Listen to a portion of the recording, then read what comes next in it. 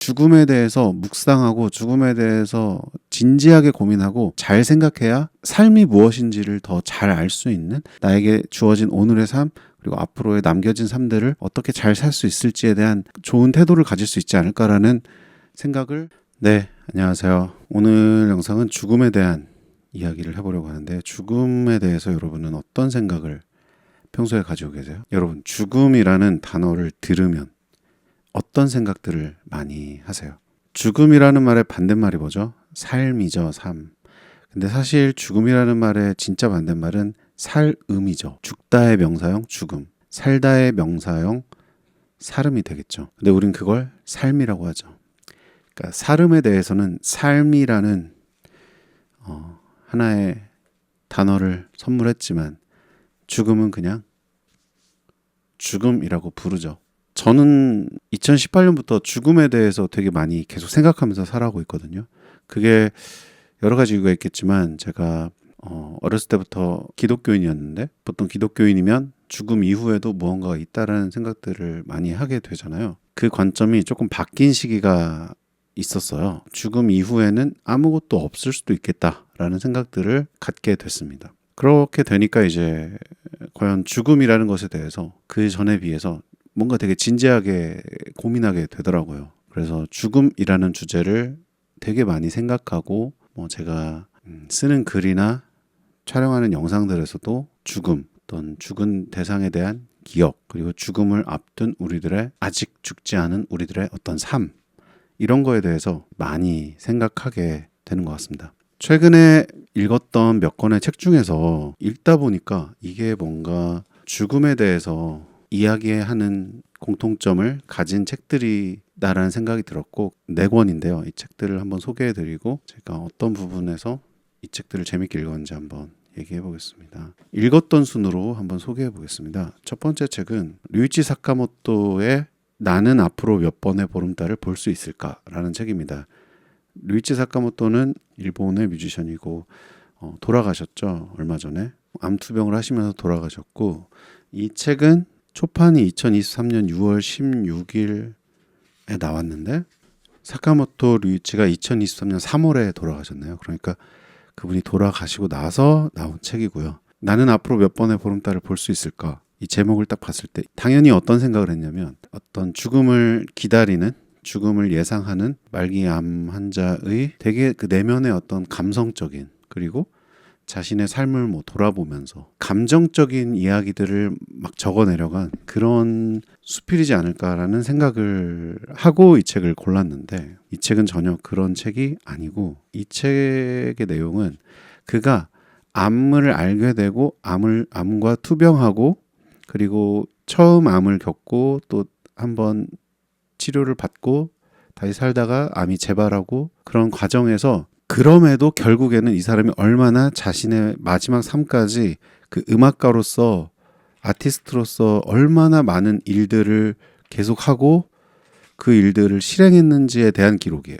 병상에 누워서 창밖을 바라보면서 나는 이제 얼마나 더 살까, 그런 책이 아니라, 자신의 삶을 관조하는 그런 책이 아니라, 이 마지막 순간까지도 얼마나 많은 프로젝트들을, 얼마나 소위 말해 열일을 했는지를 담고 있는 책이에요. 그래서 저는 이 책을 처음에 펼쳐서 읽다가 정말 충격이었던 거죠.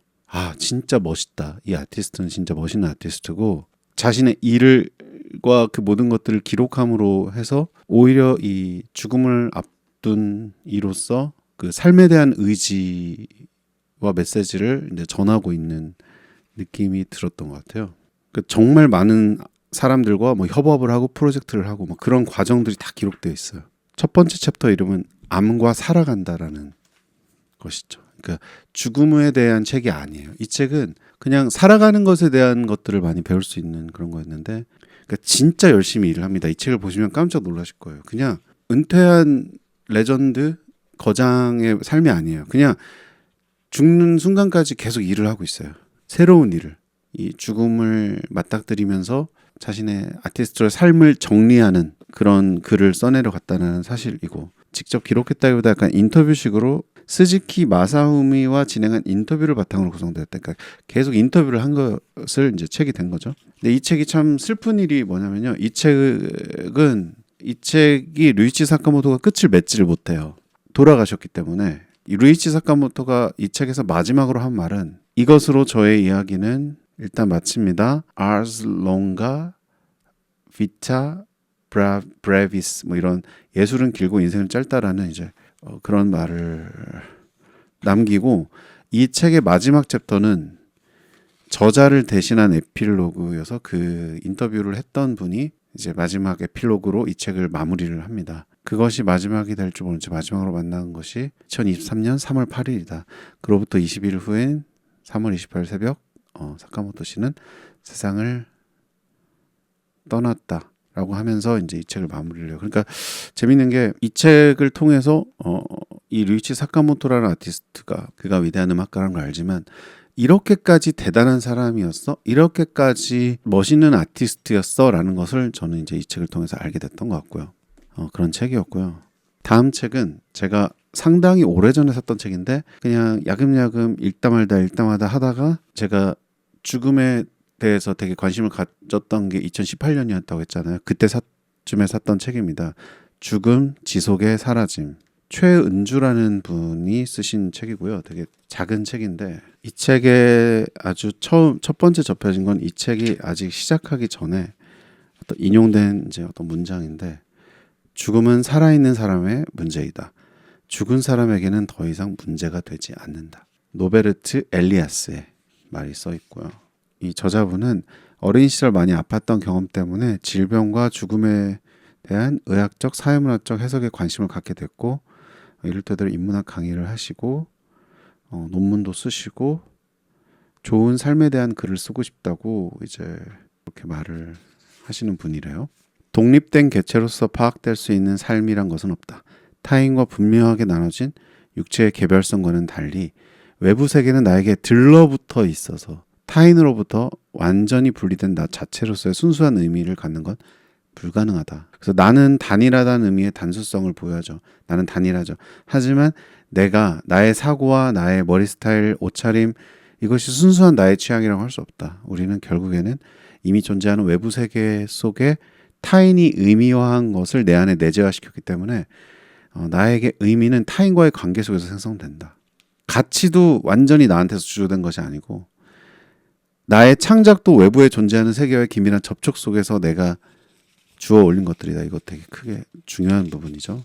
이렇게 긴밀한 관계 속에서 죽음을 맞이하는 일만은 그러니까 이런 거죠. 삶이라는 그렇게 계속해서 외부와 닿아 있는 것인데 혼자 된 존재라고 하지만 닿아 있는데 하지만 이런 긴밀한 관계 속에서 죽음을 맞이하는 일만은 홀로 감당해야 하는 사적이고 독립적인 것이 되었다. 과거처럼 임종시에 가족들에게 둘러싸여 있는 것이 아니라 신속한 의사의 진단에 따라서 환자나 노인 본인의 의사는 전혀 상관없이 병원이나 요양시설에 가서 먼저 죽음을 기다려야 한다.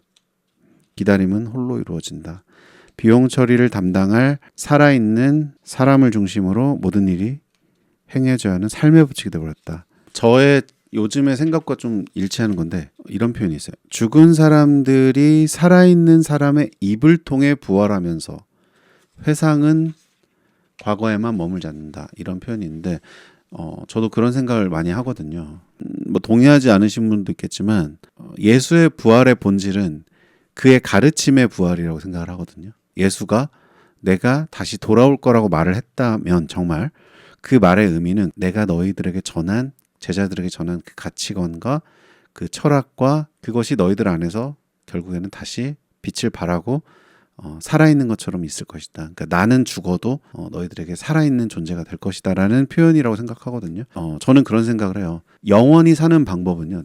영생은 누군가에게 기억되는 거라고 생각을 해요. 그러니까 나의 말이나 뭐 아까 류이치 사카모토처럼 나의 작품이나 그런 것들이 남겨져서 아니면 우리 같은 평범한 사람들은 정말 내 주변에 사랑하는 사람들과 내 가족들이 나를 기억해 주는 것, 내 친구들이 나를 기억해 주는 것이 결국엔 내가 죽지 않는 것이 되는 거라고 생각을 하고 그래서 저도 사실 그런 관점에서 결국엔 내가 영원히 죽지 않고 싶다면은 무언가로 기억되는 것을 이 세상에 남겨두는 것 밖에는 없겠구나.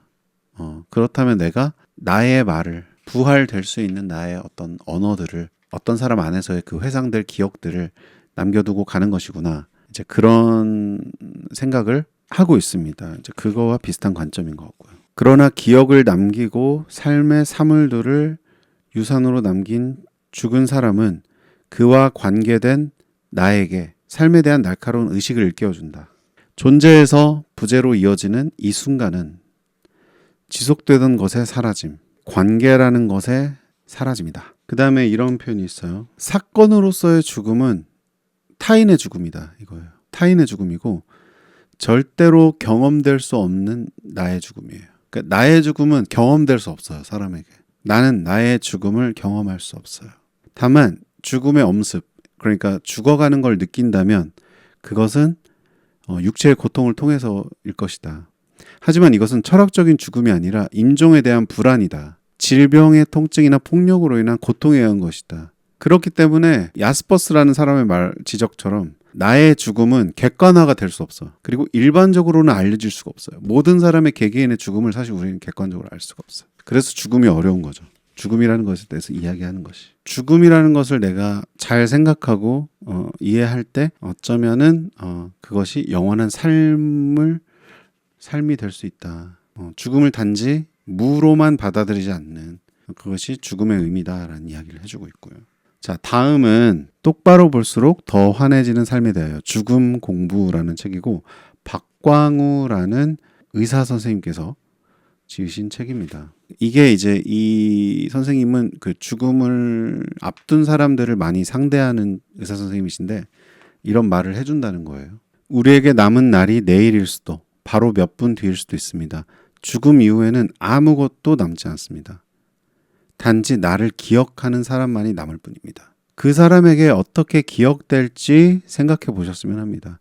남은 그들을 위해 어떤 말을 해줄 수 있을지, 어떤 작별 인사를 할 수 있을지 고민해 보셨으면 합니다. 단지 나를 기억하는 사람만이 남는다. 죽으면. 좀 저에게는 좀 깊이 새겨지는, 동의되는 그런 말입니다. 이 책에서는 여러 가지 환자들의 그 사례들이 소개가 되는데 그 환자 본인이나 그 가족들이 이 죽음을 어떻게 준비하고 어떻게 인식하고 맞이해야 되는지에 대한 그 의사 선생님의 관점과 실제로 그들에게 어떻게 하면은 잘 그 죽음을 맞이할 수 있는지에 대한 죽기 전에 그 마지막 삶들을 어떻게 하면 잘 지낼 수 있고 잘 보낼 수 있을지에 대한 자신만의 생각들을 이제 나눠주는 거예요. 죽음은 우리가 모든 것을 다 해결한 뒤에 편안하게 찾아오지 않는다. 세상에는 한 일과 안 한 일이 있을 뿐 하려고 한 일은 없다. 한 사람의 죽음 뒤에 오는 산 사람들의 하려 했던 일에 대한 후회는 영원히 바로잡을 수 없다. 다양한 죽음의 장면을 그 누구보다 가까이서 지켜봐왔던 나는 좋은 죽음이 무엇인지 늘 고민한다. 그래서 나는 죽음 후에 다가올 것들을 잊은 이들에게 그들이 하려고 한 일들을 할 수 있도록 말을 건넨다.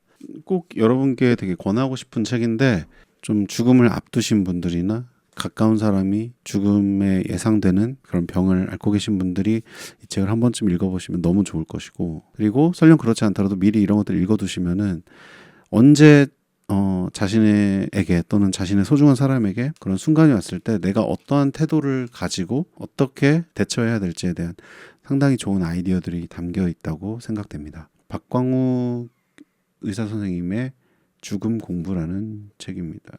그리고 마지막 책은 어떤 에세이인데요. 이 책을 제가 산 거는 어떤 동네의 작은 책방에서 샀는데 이렇게 쭉 책을 이렇게 구경하다가 이 책 표지에 딱 봐도 그 전주의 전동성당인 거예요. 제가 전주가 고향이기 때문에 힐끗 봤는데 바로 알겠는 거예요. 그래가지고 뭐지 하고 봤는데 죽음과 상실에 관한 이야기다. 뭔가 전주고 그래서 너무 읽어보고 싶다.